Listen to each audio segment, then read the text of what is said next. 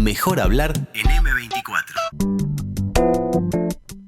Continúa Mejor Hablar, que recibe en este momento a Martín Pereira, presidente de la Federación de Funcionarios de Salud Pública. Pereira, buenos días, gracias por atendernos. Buenos días, ¿cómo están? Muy bien. Pereira, bueno, hay muchísimos impactos que la pandemia ha causado en el sistema de salud. A la propagación del virus también se suma al impacto económico. Usted afirmó que el primer semestre del año pasado se habían trasladado unos 70.000 usuarios del sector privado al público, producto de la pérdida de puestos de trabajo, la disminución de los salarios. ¿El presupuesto de ACE se ha acompañado de este crecimiento de la demanda? ¿Cómo ha afectado esto? No, en realidad no acompañó el crecimiento de la demanda. Hoy en día, por la situación de la crisis sanitaria que tenemos, hace cuenta con fondos extras que pueden llegar a salir del fondo coronavirus, pero en el pensar el día después de la pandemia y la situación social que va a quedar en el país, es algo que nos preocupa y así se lo hemos trasladado a todas las autoridades, porque vamos a andar alrededor de los 120.000 usuarios nuevos, en el cual hay que darle un servicio y una atención de calidad. La Federación y el movimiento sindical en conjunto, siempre lo que reclamamos es que ACE sea el mejor prestador de salud y no con una vieja concepción que en ACE o en el viejo Ministerio de Salud Pública se atendieran los pobres y el resto en el sistema de salud privado. Entonces, defendemos al organismo, queremos que el organismo sea el mejor prestador de salud con la llegada territorial que tiene en todo el país, en todos los barrios de las distintas localidades, y bueno, para eso va a tener que en esta o en la próxima rendición de cuentas reforzar fuertemente el presupuesto de ACE, porque realmente con 100.000 usuarios nuevos va a ser imposible tener una atención de calidad, desde la falta de recursos humanos, medicamentos, insumos, y también proyectando qué va a pasar con todos los CTI que se abrieron a lo largo y ancho del país, que muchos de esos llegaron para quedarse, pero para eso hay que presupuestar todo ese personal y todo lo que conlleva tener armado una sala especializada como esa. Martín Pereira, ¿cuántos o para cuándo, mejor dicho, se estima que se alcancen estos 120.000 usuarios nuevos en ACE? Y bueno, como pensando que al llegar a fin de año vamos a estar en ese número o muy cerca. La situación social se sigue empeorando, no hay una solución hacia eso, porque no podemos mirar la crisis que estamos viviendo separada. La crisis sanitaria y social van de la mano y no se pueden estudiar ni buscar soluciones para una sin buscar soluciones para lo otro. Entonces esas dificultades se están agravando, se están viendo situaciones de pase de trabajadores que ante la reducción de salario, la pérdida de algún integrante del núcleo familiar de laburo, se pasan para ACE, y eso va generando que haya más demora por la falta de especialistas, en casos puntuales de falta de medicación que se puedan dar en algún hospital o en alguna policlínica, y bueno, todas esas situaciones repercuten en lo que son las condiciones laborales que tenemos los trabajadores, porque cuando el usuario va a la farmacia y no se la agarra con el directorio de ACE o con el gobierno. El enojo, el insulto, lo que sea, va hacia el trabajador que le está diciendo que no hay tal medicación o que tiene que esperar 3 meses para ver un especialista. Esas situaciones recaen todo sobre el trabajador, que ya, como bien ustedes comentaban, venimos con una sobrecarga emocional muy grande, porque la situación que está viendo el país, 50 muertes por día o más, todo eso repercute contra el personal de salud, que es la contención que tiene el enfermo de COVID. Siempre planteamos nosotros, no puede haber acompañante, entonces el paciente que está internado, la única voz que tiene, la única compañía es el personal de salud, la enfermería en primera línea, pero el compañero que le va a llevar la comida, el compañero de mantenimiento que entra a arreglar algo, esas conversaciones que tienen, todo ese estrés y miedo que tiene el paciente, te lo traspasa al trabajador de la salud. Entonces esas cosas no se ven, muchas veces se analiza el número de camas nada más, y no todas las dificultades que hay en el proceso asistencial. este proceso asistencial que no solo afecta a lo que es COVID, ¿no? Sino también a todo el resto que ha quedado relegado. ¿Qué se puede decir de esa atención en cuanto a, bueno, además de cirugías postergadas, consultas, análisis? ¿Cómo está impactando eso en otros niveles de atención? Sí, el sistema de salud, las enfermedades, todo siguió su curso, más el COVID. Ahora solamente se habla de COVID, pero como bien decís vos, hay cirugías atrasadas, situaciones a atender que no se pueden atender de la manera que hay que atenderla, porque la vida continuó y le sumamos la pandemia. Entonces eso dificulta, y cuando se termine la pandemia hay que ponerse al día en todo eso, que realmente va a ser un laburo muy grande, no solo en las cirugías, sino en las consultas, en los distintos tratamientos y demás, que por la pandemia están o haciéndose muy lentos o suspendidos directamente. Recién afirmaba que ustedes habían trasladado a las autoridades estas preocupaciones de que no solamente se trata de camas de CTI, sino también personal, más inversión para hacer frente justamente a estos traslados de usuarios del sistema privado al sistema público. ¿Cómo valoran la respuesta de las autoridades a estos planteos? ¿Cómo es el diálogo? No, hay que separar las cosas. El diálogo, hay un diálogo fluido con las autoridades. El problema es que esto se soluciona con un presupuesto mayor para AFE. Podemos tener toda la mejor intención y el mejor diálogo, que es así como lo tenemos, pero si no hay inyección de fondos para poder solventar este nuevo ingresos que hay, y que ya veníamos con un déficit de personal desde antes y con servicios que había que mejorar, va a hacer que se pierda calidad de asistencia y calidad de condiciones laborales, porque las condiciones laborales nuestras van directamente, es proporcional al servicio de salud que brindamos. Entonces es un reclamo por brindar ese servicio de calidad, pero también trabajar en condiciones dignas para los trabajadores, porque si no, la sobrecarga y todo lo que conlleva hacen que no podamos atender de la mejor manera, y que haya que cuidar al trabajador. Nosotros planteamos cuidar al que cuida, porque realmente se habla de camas, en su momento todo el mundo quería comprar respiradores, todo, se pueden traer todos los respiradores, armar todas las camas de CTI que se quieran, todas las camas de morado, pero si no hay personal de salud para atenderla, es una cuello de botella que tiene el Uruguay. ¿Y en qué situación estamos respecto a eso? Porque desde las autoridades se ha afirmado que se han capacitado funcionarios para estas tareas.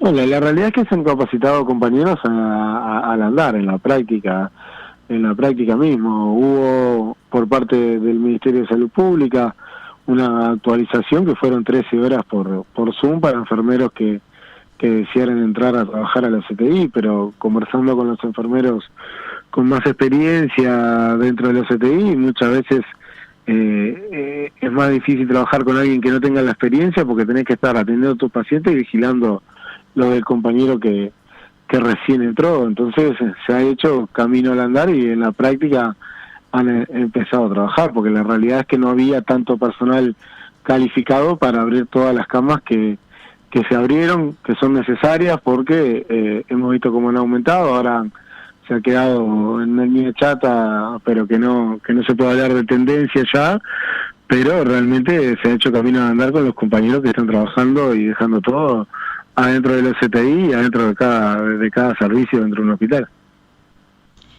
Recién Martín Rodríguez entrevistaba a Jorge Bermúdez de la FUS y hablaban de este vacunatorio que se instaló entre las dos federaciones con apoyo del Ministerio de ACE, de la lucha antituberculosa, para funcionarios que no se habían podido agendar por temas de saturación de agenda. ¿Cómo está ahora esa cuestión? ¿Faltan trabajadores de la salud vacunarse todavía?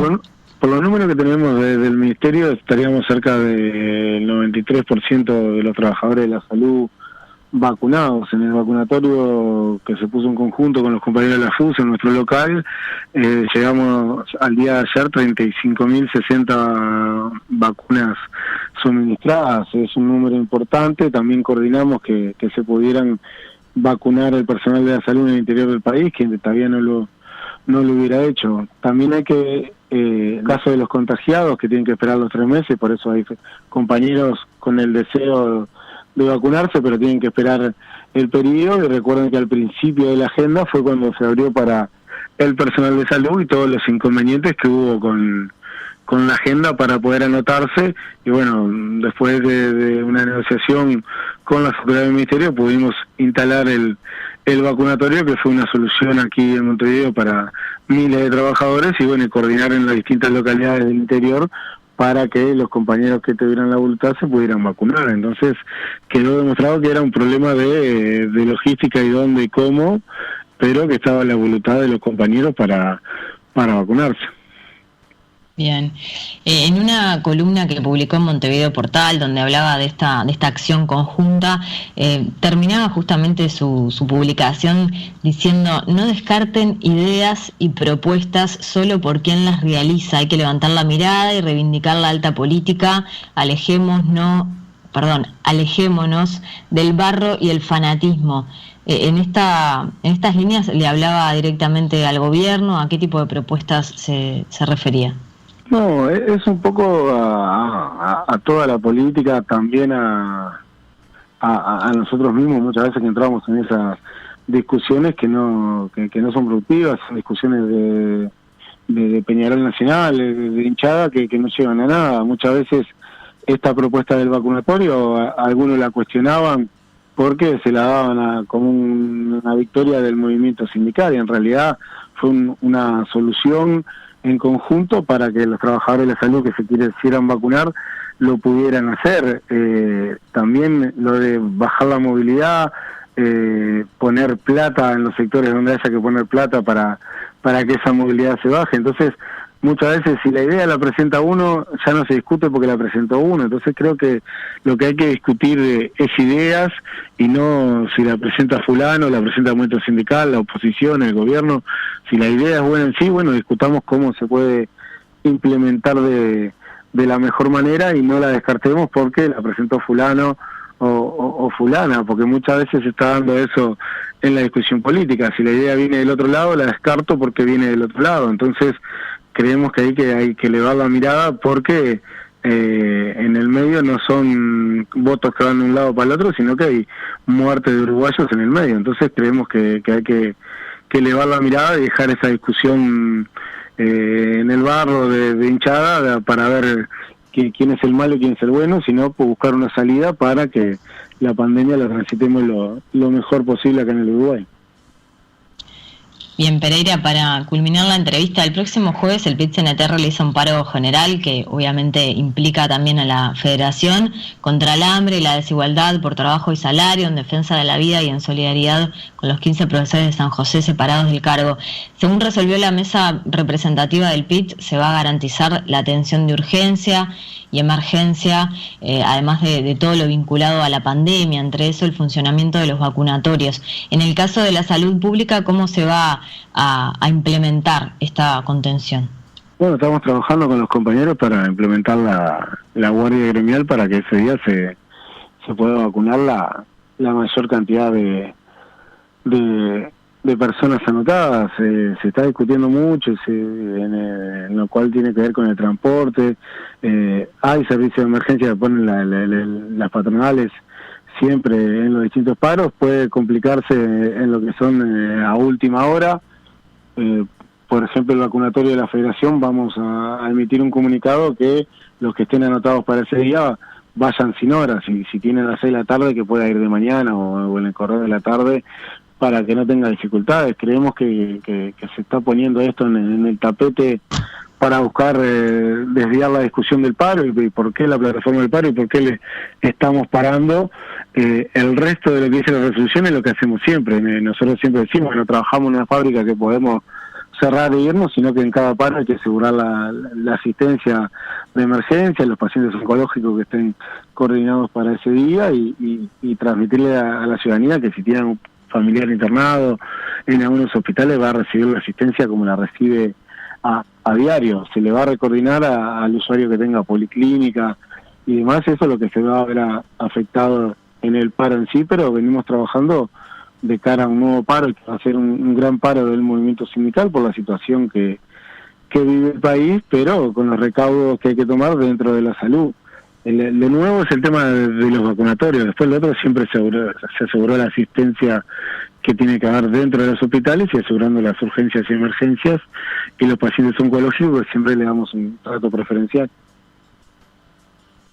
Claro, en todos los paros se establece esta guardia gremial para justamente garantizar la atención de urgencia y emergencia. Los vacunatorios era lo que esta vez es distinto. Quizá los cuestionamientos o la discusión se dio cuando desde la FUS en un primer momento, luego se aclaró, luego se fue tomando otra postura, se dijo que no estarían dadas las condiciones a priori para poder funcionar con normalidad, pero están trabajando entonces para acordar todos los detalles y poder vacunar a todas las personas que estaban agendadas. Eso es lo que pasó en limpio. Sí, claramente, ya han habido paros del movimiento sindical, como fue el 8 de marzo, y también los vacunatorios funcionaron con guardia gremial y otro tipo de paros que han realizado los sindicatos de la salud, siempre con el recaudo de tener los vacunatorios.